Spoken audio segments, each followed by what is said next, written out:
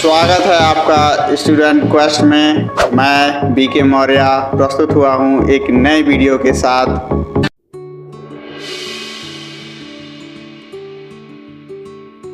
नमस्कार साथियों, आपका स्वागत है।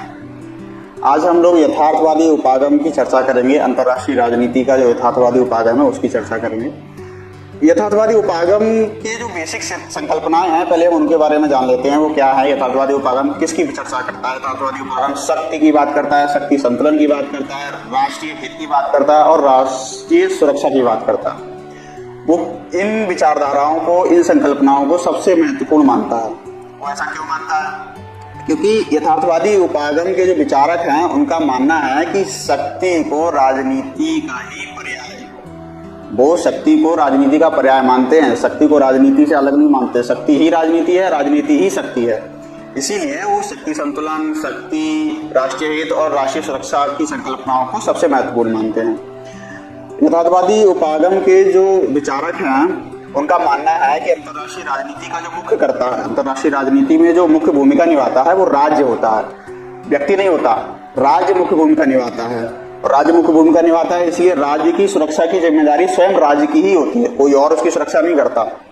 और इसीलिए इस विचारधारा को राज्य केंद्रित विचारधारा कहते हैं। और राज्य केंद्रित विचारधारा होने के नाते इसमें राष्ट्रीय हित सबसे महत्वपूर्ण हो जाते हैं। राष्ट्रीय हित तो महत्वपूर्ण होते हैं, क्यों? और साथ ही साथ ये यथार्थवादी विचारधारा के जो विचारक हैं वो मानव के स्वभाव को बहुत स्वार्थी और हिंसक मानते हैं। स्वार्थी और हिंसक मानव होने के नाते वो और सिर्फ संघर्ष की ओर ध्यान देते हैं और किसी चीज की चर्चा ही नहीं करते। इसके मुख्य विचारक हैं जिनकी हम बात कर लेते हैं। अपने प्राचीन समय से लेकर वर्तमान समय के बहुत सारे विचारक इसमें समय समय पर जुड़ते रहे हैं। प्राचीन समय में इसके विचारक हैं कौटिल्य, जिनकी किताब का नाम अर्थशास्त्र सभी जानते हैं। दूसरे हैं थ्यूसिडाइड्स हैं, इनकी बुक का नाम है पेलोपोनेशियन वार। पेलोपोनेशियन वार ये प्लेटो के समकालीन हैं, थ्यूसिडाइसियस। और साथ में अब मध्यकाल के दौर में आ जाएं तो मैकियावेली हैं, इनकी पुस्तक का नाम है the art of war. Thomas Hobbes हैं, इनकी पुस्तक का नाम है लेवियाथन। मैकियावेली का एक कथन है जो काफी प्रसिद्ध रहता है यथार्थवादी उपागम के अंतर्गत, मनुष्य शस्त्र, धन और रोटी युद्ध की शक्ति है। ये कथन मैकियावेली का बहुत प्रसिद्ध है। इसके एक प्रमुख विचारकों में सबसे प्रमुख विचारक है जिन्होंने यथार्थवादी सिद्धांत को एक सैद्धांतिक आधार प्रदान किया, सबसे पहले व्यवस्थित रूप में इसको प्रस्तुत किया। वो विचारक हैं हमारे हैंस मार्गेनथाउ।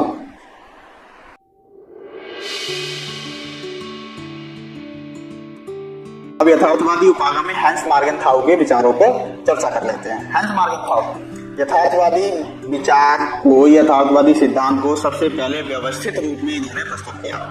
इनकी पुस्तक का नाम है politics among nation, the struggle of power and peace. इन्होंने ये पुस्तक 1948 में इनकी प्रकाशित हुई थी और इसमें इन्होंने अंतर्राष्ट्रीय राजनीति के संबंध में बहुत सारे विचार प्रस्तुत किए। इसमें कुछ महत्वपूर्ण है जिनका हम चर्चा कर लेते हैं। इनका मानना है कि अंतर्राष्ट्रीय राजनीति शक्ति के लिए संघर्ष है, इसके सिवा और कुछ नहीं। शक्ति के लिए संघर्ष ही अंतर्राष्ट्रीय राजनीति है। और ये कहते हैं कि शक्ति स्वयं में साध्य भी है और साधन भी है, मतलब शक्ति को प्राप्त करने के लिए ही शक्ति का ही प्रयोग किया जाएगा। शक्ति साध्य भी है और शक्ति साधन भी है, ये दोनों के रूप में शक्ति को ही स्वीकार करते हैं। और इसीलिए इनका मानना है कि वर्तमान जो परमाणु युग है वो युग जो है शक्ति संतुलन का स्वर्ण युग है, क्योंकि इसमें एक दूसरे राष्ट्र के बीच शक्ति का पर्याप्त बैलेंस है। दूसरे एक जैसे भारत पाकिस्तान के बीच में अगर हम कंपेरिजन करें तो कहा जाता है कि दोनों परमाणु मुल्क हैं और उनके बीच शक्ति संतुलन बना हुआ है। चाहे भले ही पाकिस्तान आज के समय में कितना भी कमजोर हो गया हो आर्थिक रूप से, लेकिन परमाणु संपन्न होने के नाते वो शक्ति संतुलन एक हद तक बना रहता है। इसीलिए परमाणु युग को इन्होंने शक्ति संतुलन का स्वर्ण युग कहा। इसमें युद्ध होने की संभावना बहुत ना के बराबर रहती है, बहुत कम होती है।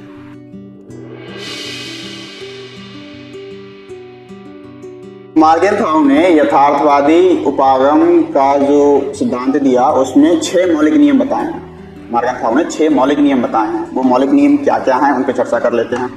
सबसे पहले वो बात करते हैं कि अंतर्राष्ट्रीय राजनीति मूल रूप से मनुष्य के वस्तुनिष्ठ स्वभाव पर, मनुष्य का जो स्वभाव है उस पर आधारित होती है। और मनुष्य का स्वभाव हम पहले ही चर्चा कर चुके हैं। वो कैसा मानते हैं?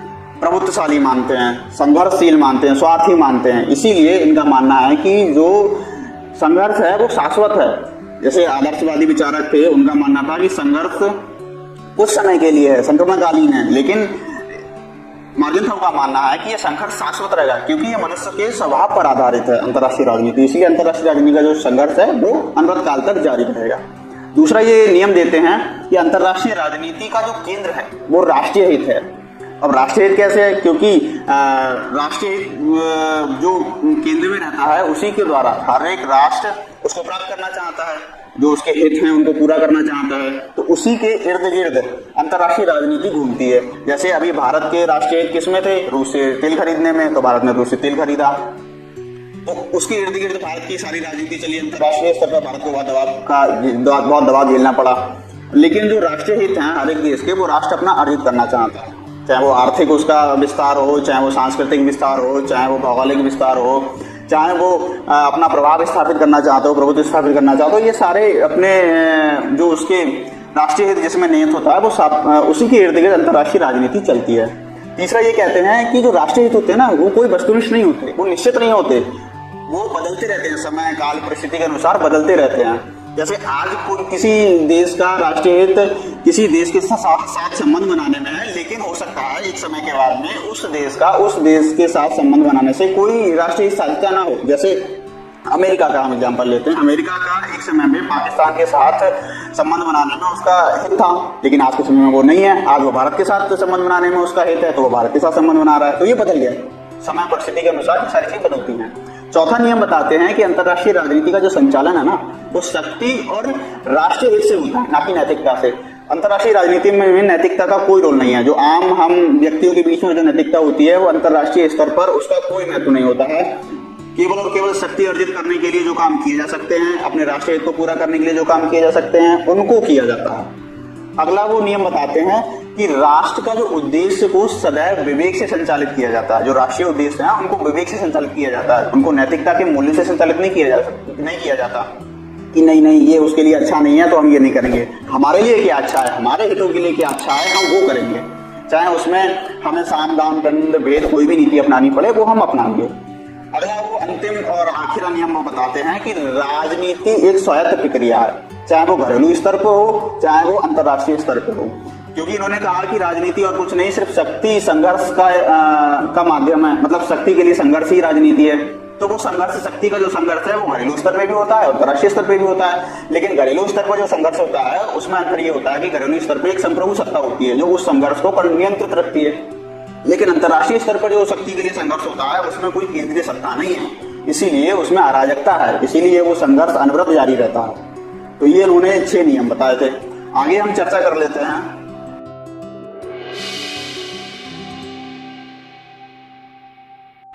मार्विन थाउ के विचारों को सुनने के बाद में हम उनका अगर विश्लेषण करें तो पाते हैं कि मुख्य रूप से उनके कुछ नियम, जो बेसिक नियम है उनके उससे जो निकलते हैं, वो पहला है कि अंतर्राष्ट्रीय राजनीति शक्ति के लिए संघर्ष है। अच्छा, अंतर्राष्ट्रीय राजनीति शक्ति के लिए संघर्ष तो है, लेकिन राष्ट्र इसमें भागी क्यों लेते हैं? राष्ट्र को क्यों पड़ी है कि वो अंतर्राष्ट्रीय राजनीति में सहभागिता करें या भागीदारी करें? वो इसलिए करते हैं क्योंकि उनके जो राष्ट्रीय हित है ना उनको पूरा करना होता है, इसीलिए वो अंतर्राष्ट्रीय राजनीति में भाग लेते हैं। और राष्ट्रीय हित क्या है? किसी भी राष्ट्र के राष्ट्रीय हित क्या है? जैसे भौगोलिक है या सामाजिक, सांस्कृतिक, आर्थिक विस्तार। कोई भी राष्ट्र ये तो भौगोलिक विस्तार चाहता है, जैसे चीन सामाजिक विस्तार चाहता है कि उसका जो समाज है या उसकी जो मान्यताएं हैं वो सबके पास पहुंचे। सांस्कृतिक विस्तार चाहता है कि जो उसकी संस्कृति है उसको सब लोग अपनाएं, जैसे कि आज भारत में पश्चिमी संस्कृति अपनाई जा रही है तो उसका सांस्कृतिक विस्तार हो रहा है। आर्थिक विस्तार चाहता है, वो शक्तिशाली आर्थिक रूप से और मजबूत होना चाहता है, जैसे समय के साथ चीन जैसे मजबूत हुआ तो उसका प्रभुत्व बढ़ा अंतर्राष्ट्रीय राजनीति में, तो इस तरह से उसके राष्ट्रीय हित और मजबूत हो जाते हैं। तो ये जो है मूल नियम है, और इनको विश्लेषण करने के साथ में मार्विन थाउ ने बताई थी कि विदेश नीतियों के भी कुछ प्रकार होते हैं। जैसे पहले प्रकार उन्होंने बताया कि यथास्थितिवादी, मतलब कुछ विदेश नीतियां ऐसी होती हैं जो परिवर्तन नहीं चाहती, वो यथास्थितिवाद को बनाए रखना चाहती है, उनके राष्ट्रीय हित उस नीति को जस का तस बनाए रखने में ही है, तो इसलिए वो यथास्थितिवादी हैं। दूसरी टाइप की होती है वो परिवर्तनवादी होती हैं, वो परिवर्तन चाहती हैं, वो विदेश नीति को बदलना चाहती हैं क्योंकि उनके विदेश नीति को बदलने में है। और तीसरा है साम्राज्यवादी विदेश नीति है, जैसे चीन की विदेश नीति साम्राज्यवादी विदेश नीति है, तो वो अपने भौगोलिक विस्तार को बढ़ाना चाहता है, साम्राज्य को बढ़ाना चाहता है। पहले उसने ताइवान, अब आज के डेट में पहले उसने तिब्बत पर अपना प्रभुत्व स्थापित किया, अब ताइवान पर प्रभुत्व स्थापित करना चाहता है और उसके जितने भी पड़ोसी देश हैं उन पर पर समय पे उसके सीमा विवाद बने ही रहते हैं। और साउथ चाइना सी का मामला तो है ही, उसमें अपना प्रभुत्व जमाना चाहता तो वो साम्राज्यवादी नीति वो अपनाता। मार्गेन थाउ ने हमेशा संघर्ष की बात की, लेकिन उन्होंने शांति स्थापित करने की भी कुछ विधियां बताई। शांति स्थापित करने के लिए 3 विधियां बताई। पहली विधि बताई उन्होंने प्रतिबंध द्वारा शांति स्थापना, मतलब अगर 2 देशों के बीच संघर्ष है तो जो आक्रामक देश है जिसने संघर्ष को जन्म दिया उस देश के ऊपर प्रतिबंध लगा दो, और उसके ऊपर प्रतिबंध लग जाएगा तो वो उसकी जो राष्ट्रीय हित है वो पूरे नहीं हो पाएंगे और वो अपने राष्ट्रीय हित को पूरा करने के लिए संघर्ष को विराम देगा।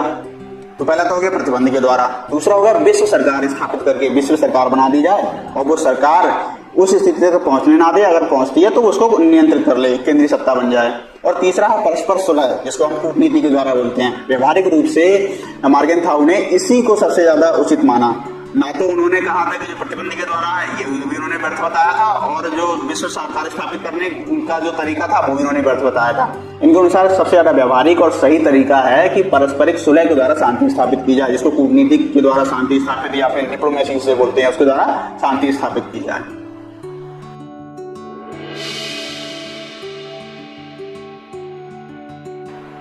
अब हम मार्गेन थाउ की आलोचना को भी देख लेते हैं। मार्गेन थाउ या फिर यथार्थवाद की जो परंपरागत यथार्थवादी विचारक है मार्गेन थाउ, तो परंपरागत यथार्थवाद की कुछ आलोचनाएं भी हैं। जैसे रावल टकर एंड केनेथ वाल्स जो विचारक हैं, इन्होंने कहा था कि जो मार्गेन थाउ जी है ना वो एक यथार्थवादी विचारक नहीं है, क्योंकि इनका मानना था कि मार्गेन थाउ ने अपनी पूर्व मान्यताओं को प्रमाणित करने के लिए यथार्थवाद का प्रयोग किया। यथार्थवाद का प्रयोग उन्होंने यथार्थवाद का सिद्धांत नहीं बनाया, यथार्थवाद का प्रयोग पूर्व निर्धारित मान्यताओं को पूरा करने के लिए किया, इसलिए यथार्थवादी विचारक है ही नहीं।